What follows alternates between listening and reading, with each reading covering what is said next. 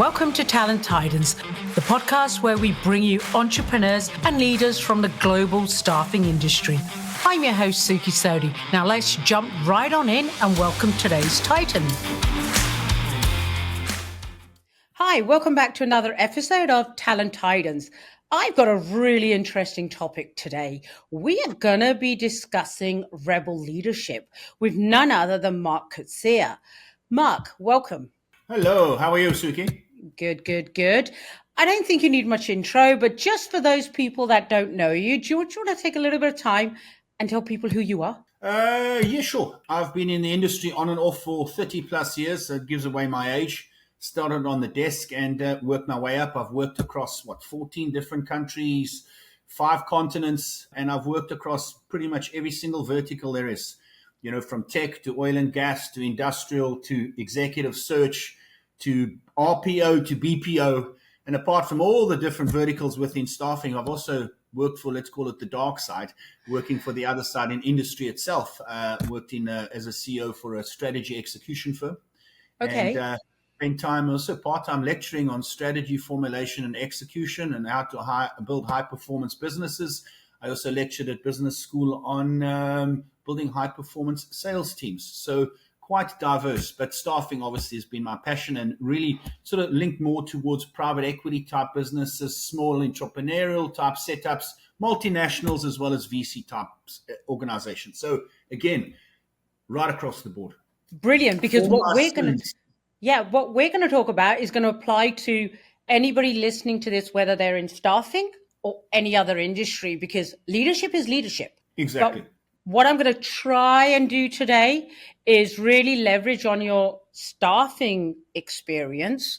But okay, so let's dive in. Sure. In an industry where innovation can be perceived as risky, how can staffing firms adopt a rebel leadership approach to creating a transformative impact whilst maintaining stability?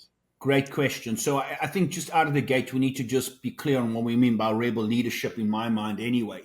Rebel leadership is not somebody who's going into an organization to cause chaos and go and break the business. Rebel leadership is somebody who's going to go in there, what I call positive agitation, is go in there to challenge the status quo. And that's important for people to understand. I'm not saying a rebel's going to go there and cause trouble. It's about causing constructive disruption. It's a tricky one. Many organizations, believe it or not, do not actually want to innovate. They rather be focused on buying turnover and happy to just tick along and think that they're going to continuously grow and it's sustainable. And we all know that doesn't happen. The best way to get involved in this is making sure that the leader is prepared to be hands-on, spend time out on the front line to really get to know in granular detail what the folks on the front line are facing. For you to go and change the face of a business and be innovative, you've got to be on the front line to see what the team are actually facing, both with clients and candidates on a daily basis. I often see companies are unable to change the way they work because the leader is out of touch with what's happening, out of touch with reality.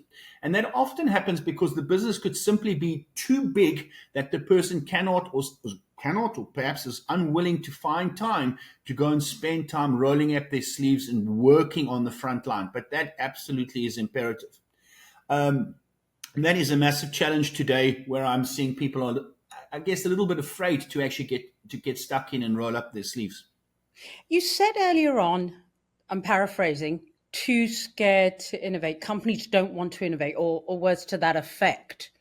Why is that? Because theoretically, especially the year the industry has had, you would think that with tech coming in, that every company would be looking at it and saying, how are we going to innovate? So you said they necessarily don't want to. What makes you say that?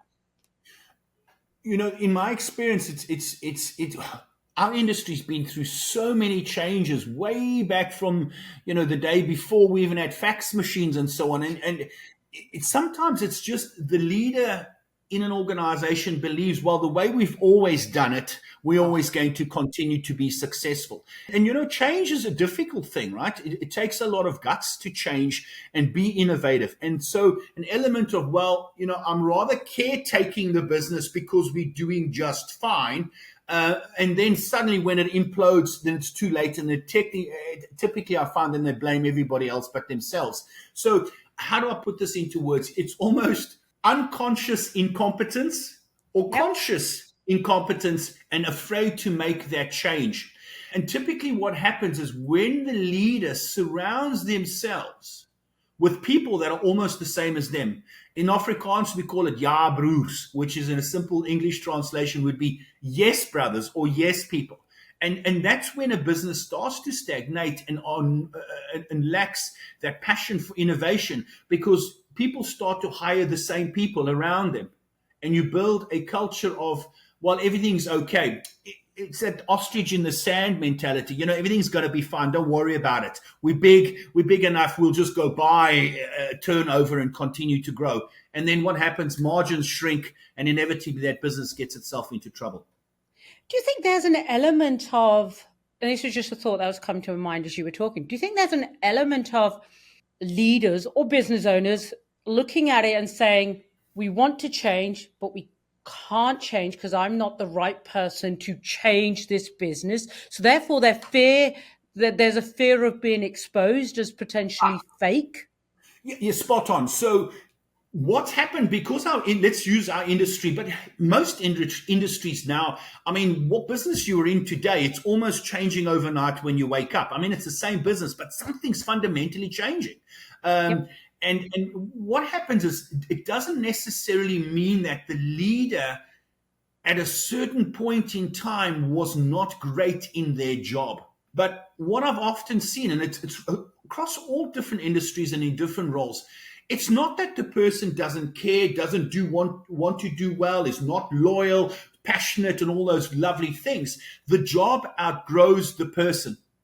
So they actually realize, oops, I've actually not as good as I used to be because the world's passed me by. So they've got two options. One, admit that they haven't been able to keep up, which is not, many of us have go through that, and employ a coach or people around them to help them execute on that change and still stay part of the team, or alternatively, respectfully exit stage left.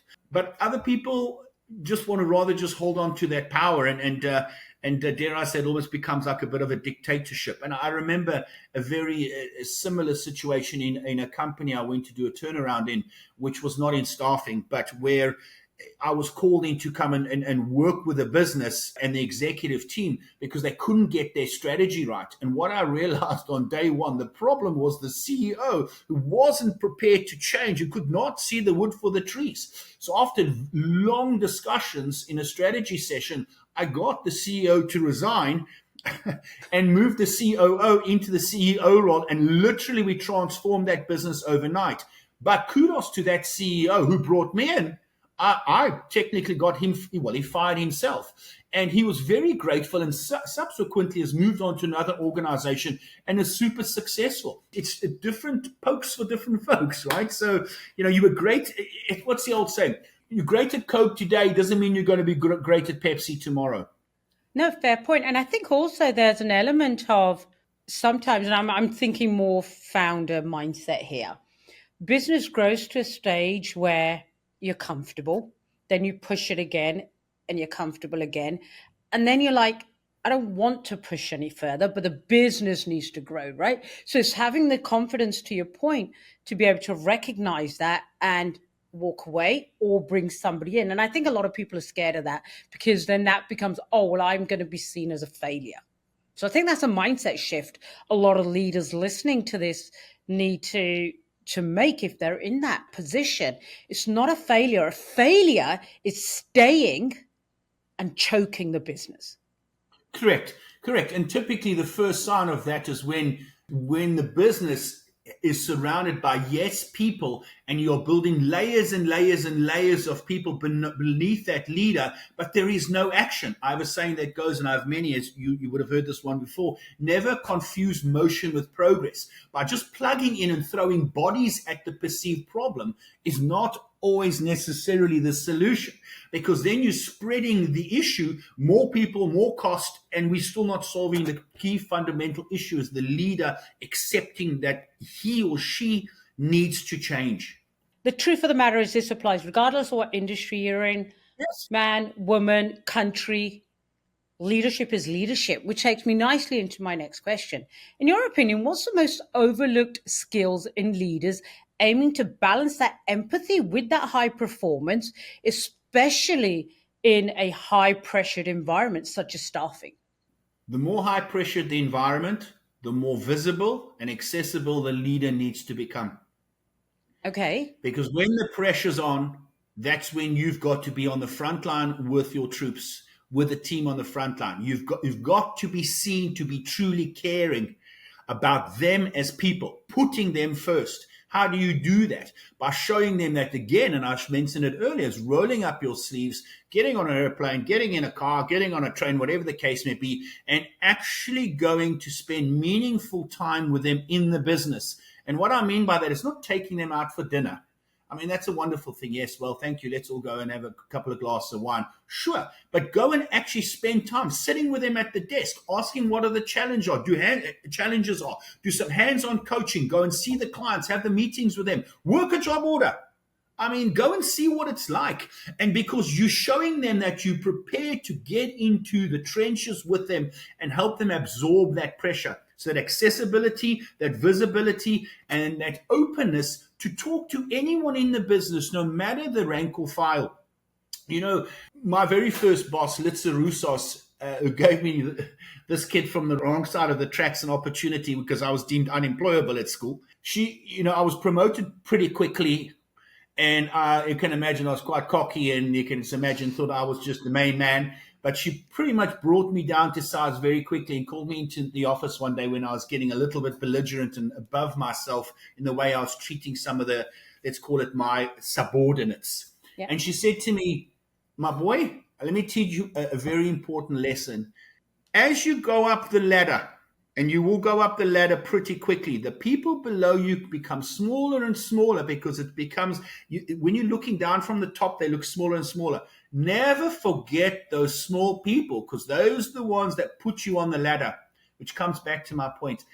You've got to be available and visible and make sure that it's not just about hiding in the ivory towers and in board meetings, but you're prepared to take off that suit and tie and go and actually sit with them at their desk, go and see the clients, go to the warehouse, put on the hard hat and boots, work a night shift, go and see what they're going through. That's what makes the difference. And that's how you build armies and successful teams that will help innovate and grow a company.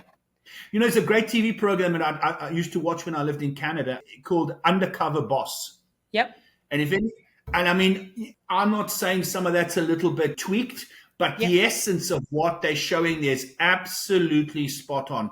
As when you go and actually see what's happening. Now, that's what's got to be done, but more in a visible fashion. I mean, you've got to say, listen, I'm coming to town, but I'm going to make some impact in the business and work with you and spend some time with you on the front lines. Why do leaders not do that? Why do they? Because one of the things I always say when I'm hiring an executive where my client's thinking, okay, we'll take somebody non-industry. I always say that person's got to go and work a desk, right, for X period of time. Why do you think people choose not to do that? Why are leaders not filling an order, getting out there, interviewing a candidate, whatever that, on that day-to-day work? Why are leaders not doing that? I think there is an element, as you raised earlier, that they feel they may embarrass themselves in front of their team members, that they're going to be found out they're potentially an imposter. And then you get people with egos, Egos in any industry, no matter what is, that is the number one killer in a business is egos. So people have an ego. I'm too important. I don't need to go and do that work. Big problem. Egos, or as I said, second point is potentially being found out. And thirdly is embarrassing themselves. I mean, I'm the first one when I open a meeting, and you've spent some meetings with me, I always start with anyone in the room say, hey, I'm the one who asks the stupid questions. And I don't mind asking stupid questions, and I don't care if people think I'm stupid, because I ask the stupid questions because I don't want to be the smart ass in the room. I ask questions because I want to learn. And by saying that, it transforms some of the meetings when you've got juniors around you going, okay, so I was going to ask that, but I was embarrassed to ask. So he's asking it. That's great. And it's amazing how you can transform the business. Is be vulnerable, be honest, and be authentic. Don't try and be better than anybody else. What's the point? Because it does backfire in the long term. I think it's more ego. The conversations I have, and again, I'm bringing it to our industry. I think a lot of it is to do with ego, but I am the leader. That work is beneath me. I done that 20 years ago. I done that 10 years ago. I'm now a manager, or I am the leader, right? So I think that's, from my perspective, certainly that's where I think a lot of them fail. But I just want to touch on this empathy bit again. People think having empathy is a weakness as a leader. And I'm going to give you an example so I can anchor it. Going into a branch and, for argument's sake, saying, yeah, that order's not fillable, right? Or we're not working with that client, or we're not doing this, because what they've got as a leader, they've got the business needs, i.e., we got to close business, we got to hit shareholder value. We promised our shareholders X, Y, Z. But in reality, they come into a branch and they're looking at some of those orders and they say, yeah, that's not fillable. Or you know what? You need to take 6 weeks off. Go and take 6 weeks off. A lot of leaders tend to think, no, by giving that person that time off, by saying, no, let's get rid of that client, that is a weakness, because the leader should have all the frigging answers, when they don't. I hear you. And I think it's the way it's communicated. If you're going to tell them to do X, Y, and Z, it's a case of state and support. Otherwise, you're just giving instruction. There's a difference between instructing and coaching on the run, if that makes sense. So when you're coaching on the run, you are able to positively agitate, because you can speak with force, with directness, but you are stating and supporting the reasons behind that. And that comes from confidence, and that comes from a track record, and that comes from a position where you've actually spent time in the trenches. You actually know what you're talking about. So where leaders sort of lack empathy is it's because they actually don't understand the job, what the people are going through. They haven't been spending time with them. And that could be the area that they work in, the community they live in, the language they speak, the gender they are, their general belief systems. It's about knowing your people. How do you know your people? By spending time with them. Because not everyone's corporate and sits up in the boardroom.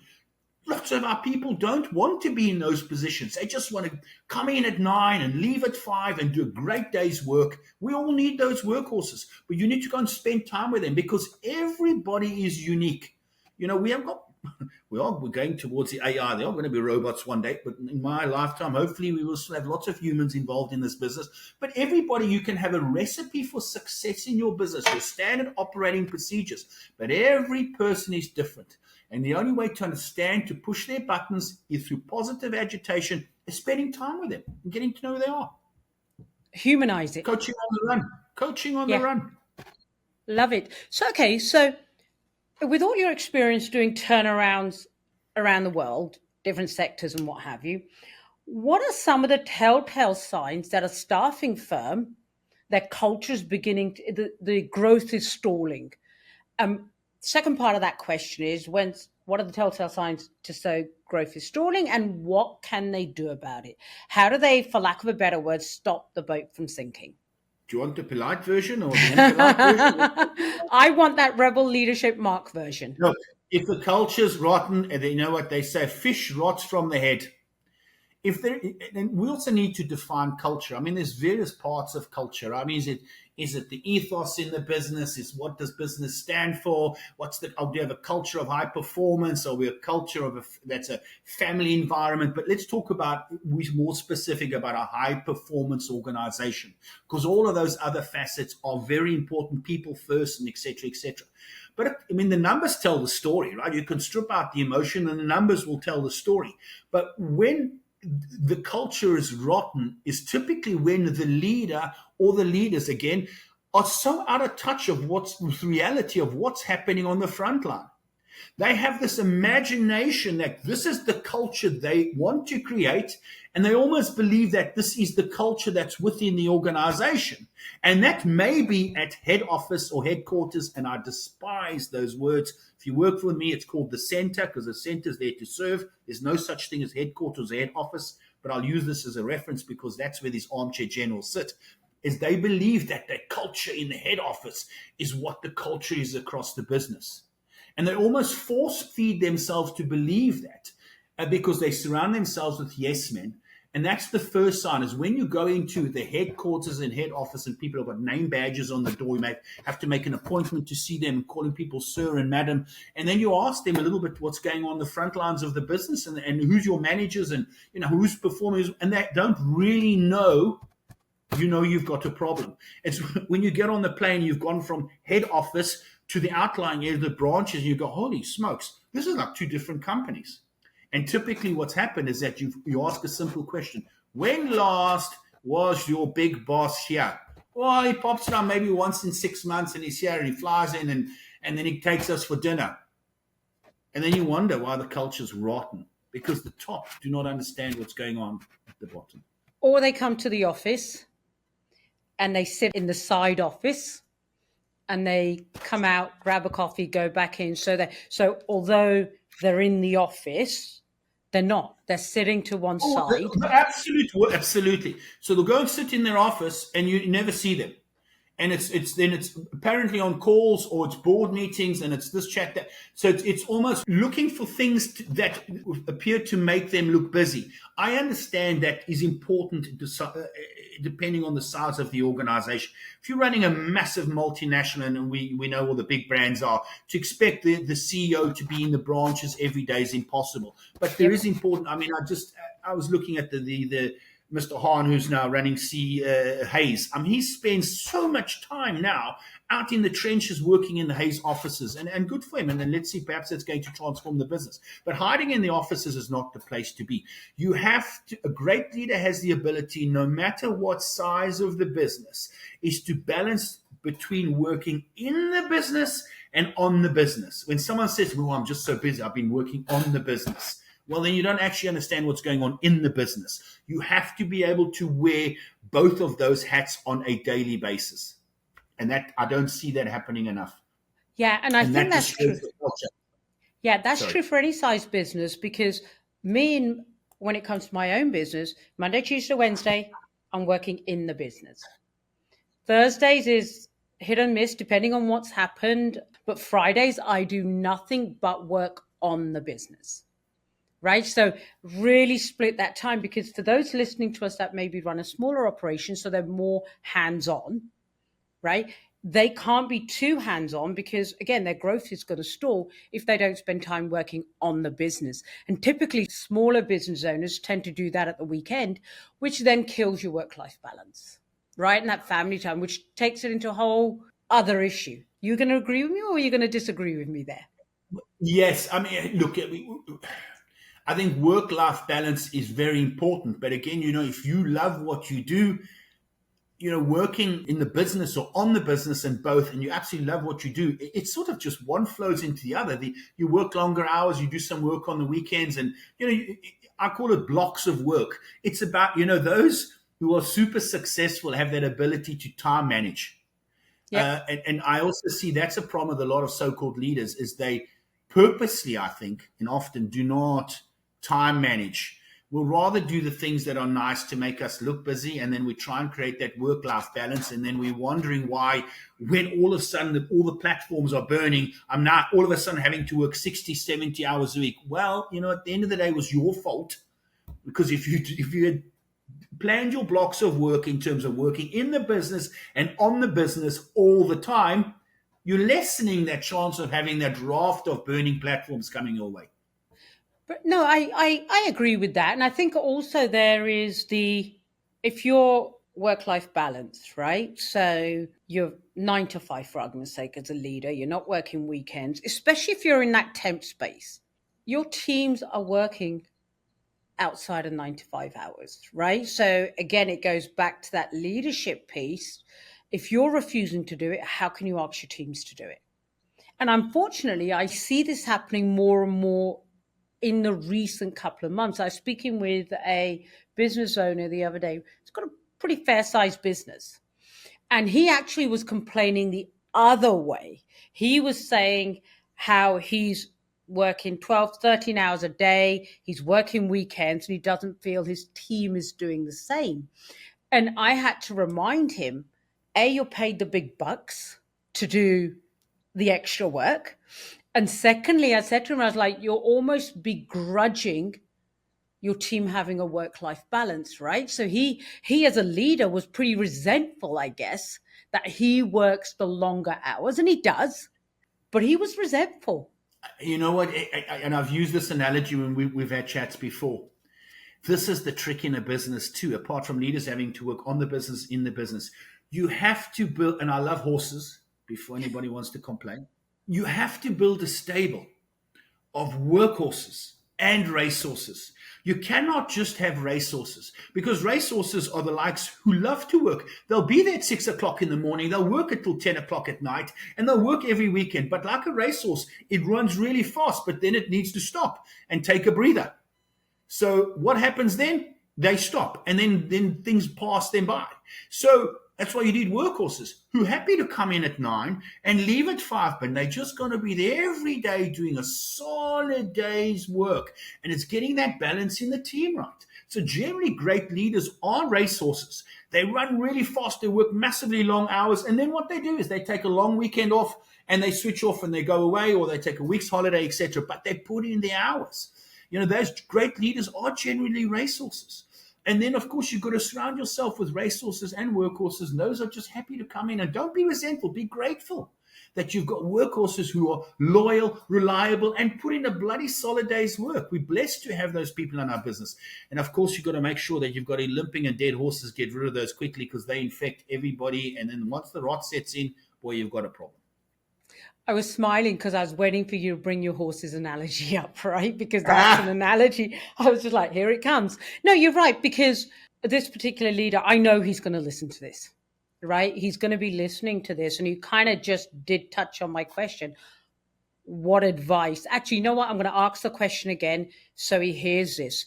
The leader I'm talking about, that's resentful, feels he works a lot harder than his team does, etc., etc. What advice have you got for him in particular? So if you were talking to him right now, what would you say to him? Call me. Let's have a real boy on boy talk. Now, my comment would be is be grateful that you've got people who pitch for work every day. In particular, is he in staffing, I'm assuming, right?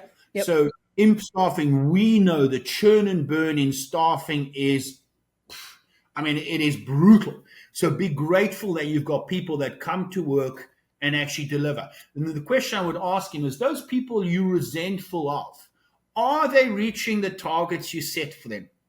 Are they putting money in the bank for you? If they are, you should be absolutely smiling and be extremely grateful you have them.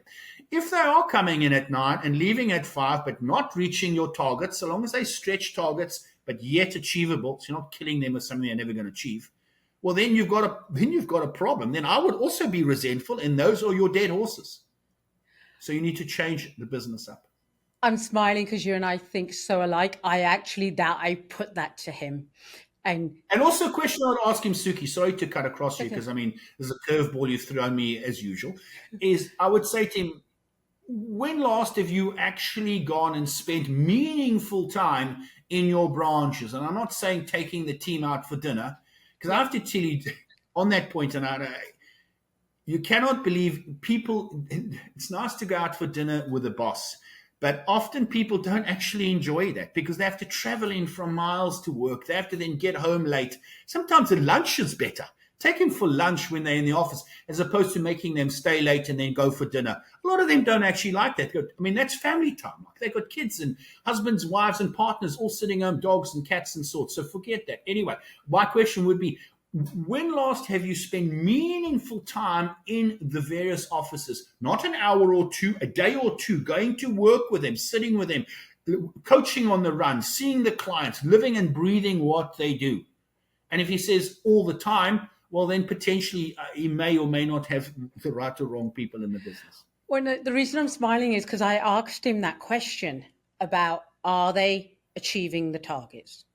Are they achieving stretch targets? Yes, yes. And his response to me was, well, if they can do this, why can't they do a little bit more? So it's his Yeah. So it's like, I'm just making this number up, right? Let's say they got to do 10 grand a week margin. He's like, well, they hit 10 grand a week. Why can't they hit 15? And when they get to 15, he's like, why can't? Yeah. Jim would be say, listen, my friend, slavery went out a long, long time ago. We have a different generation now. And I also went through a phase that I can't believe people aren't at the office at 7. And why am I still here at 8 o'clock, at 9 o'clock at night? Why is everybody out the door at 5 o'clock? But, over time, that changed in my mind. It's a different generation. And then you've got to say to yourself, the bottom line, are they delivering? Yes, if they worked a few more hours, could they deliver more?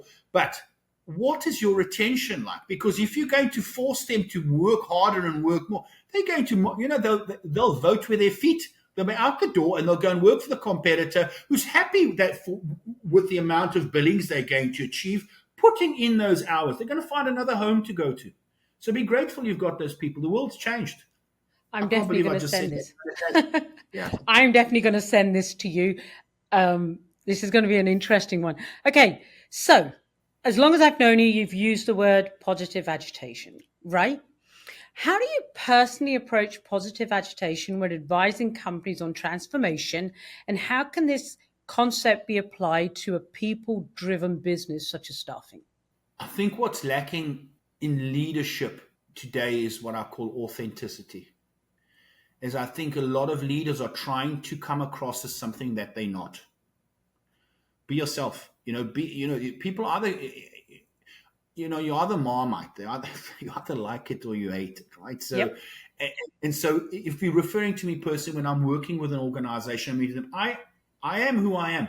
So they're either going to like me or they're not going to like me. And I make my position quite clear. This is who I am. This is what I've done. This is what we could achieve together. And then we either click or we don't. And I believe it's that honest, authentic communication up front, setting the stage right out of the gate of what I'm like to work with, what my expectations are, what I enjoy, because that sets the stage that I'm all about positive agitation. And with that, I also encourage that people give them the opportunity, no matter what position they have in the business, when they work with me. No one works for me ever. People work with me, no matter what level you're at. They are able to say what they think with impunity. There are a few little rules and regulations, right? But you get the gist. And I said that there's the 3 C's to success, and I know there's only 2, is communication, constant and clear, all the time. Not this nonsense BS and political BS. No. That's why businesses struggle to transform. It's a lot too much politics. Too much politics. So, as you were talking, I was thinking positive agitation. I can just picture the boardroom here, right? Someone trying to do positive agitation. What's the difference between positive agitation in a boardroom versus getting a reaction from everybody else? Does that make sense? Because I'm thinking along the lines of, okay, you've got somebody listening to this, they're right, okay, I'm going to try this positive agitation. I'm going to try with my peers in the boardroom. And they put something out there. Let's just talk about growth, right? They put something out there. How do they know they're actually positively agitating rather than just trying to get a reaction and being, for lack of a better word, a bitch? Because there's a difference, right? Oh, there is. You get people who just want to create, what's the word I'm looking for? Nonsense. They're just disruptive. That's poison to a business. Again, positive agitation is about having something meaningful to agitate about. It's not just having a conversation and making yourself heard. So those people who just want to say and start to try and stir hornet's nest and so on, generally get shut down very quickly. They get exposed, and then as you start to build a team of positive agitators, those negative agitators actually start to get worked out of the business, Because if they aren't able to inhale what positive agitation is by osmosis and have the ability to understand what that truly means in the working environment, they get worked out of the business. They just get sidelined because they get called names like you've called them and a lot worse, and they just get sidelined. And it Yeah. happens right across the business, top to bottom, left to right. Yeah, because what I don't want people to take away from this is you're saying just go and, you used a word better than I did, disrupt a meeting, right? Just for the sake of disruption. There's a So just process. coming back to my point, thank you for that. So when I say positive agitation, I'm a firm believer in what is called state and support. So if you're going to positively agitate by making a statement, you better have some data, some facts, and emotion, because that's important. We're all in the people business, to back up your statement. You don't just say, oh, well, you know what? She's crap and her numbers are SH1T and she's not delivering the goods. That's not positive agitation. You know, I mean, you can say, look, that business is not performing.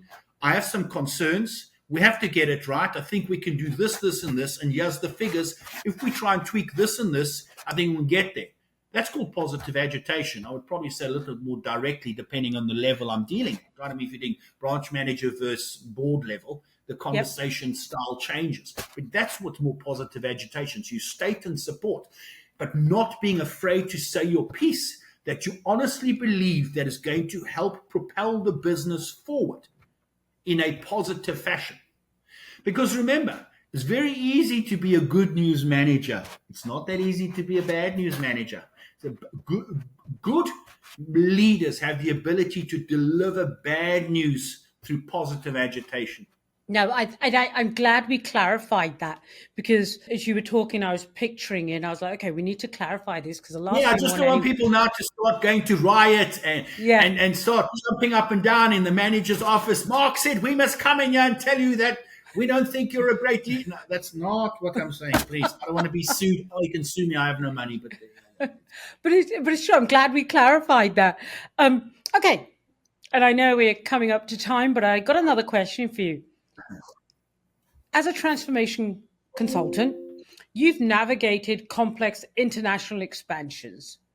What unique culture and operation strategies should Canadian staffing firms consider when they're entering the US market?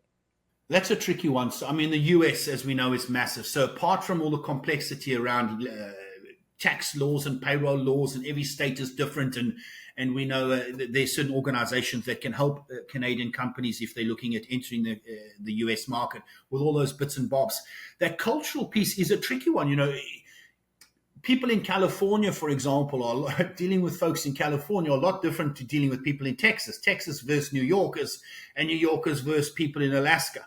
So what I would say to any Canadian organization that's going to try and enter the US market is go and do your homework. What I mean by that is, don't go and send some lackey there to go and do a scouting exercise. You, as the senior exec or some senior execs in your team, go and actually spend some time out in the US, in a state where you feel that you potentially want to hang your shingle. Spend time there, go and interact with potential customers, with clients. Go and do mystery shopping if that's what it takes with some of the competitors. Go and see what the people are like. Go and see what the community's like, what the culture's like. Because that's really important to understand that piece before you go and set up shop. That would be my number one and key piece of advice. And pick your sectors carefully too. Okay, so I'm just thinking, you worked for a global player headquartered out of Texas. What was the because prior to that you've ran the Canadian market and now you've done the US as well. What are some of the biggest differences in terms of Canadian versus US then? Can I plead the fifth? I mean, I love Canada, as you know, right? I mean, it's I absolutely love Canada. So the one key differentiator, I would say, if we look at the US market and working with people in the US versus working, I'm generalizing now because those folks in Alberta are a little different, as we know, is that when Canadians entertain you for a meeting and they say yes, it doesn't necessarily mean yes. But when you're dealing with many of the states in the US, within a few minutes, you'll understand clearly if you're going to get into bed with them business-wise, that is. They're straight shooters. They say it like it is. And it almost can catch you a little bit off guard. I mean, if you're going to go to New York and you're going to go in a meeting and do a sales pitch You'll know in 3 or 4 minutes flat if you're wasting their time or not, because they will tell you. So that's a key differentiators is the feedback you will get in the style of communication working in the US versus Canada. And I mean, it's right down to the simplicity of this, is when you're working with many people in the US, when they send an email, in my experience, and things may have changed, and I've got a lot of people I still deal with in the US, and I don't know if you've seen the same, is they don't necessarily, when they write an email, say, hi, Suki, or hi, Mark. You're lucky if you get a hello or a hi. You're lucky if you even get your name. It's a 3-word email. It's boom, boom, boom. This is what the comment. We need to talk tomorrow at 10 a.m. Now, if you come from Canada, for example, and I learned that work in Canada, you have said, hi, person, how are you? This is what the context of the email, because it can be totally misconstrued as coming across as passive-aggressive or way too aggressive. Yeah. So you've got to learn to chameleonize yourself to the two different countries. Even though the borders are close together, as we know, they are very different in the way they communicate, right down to email.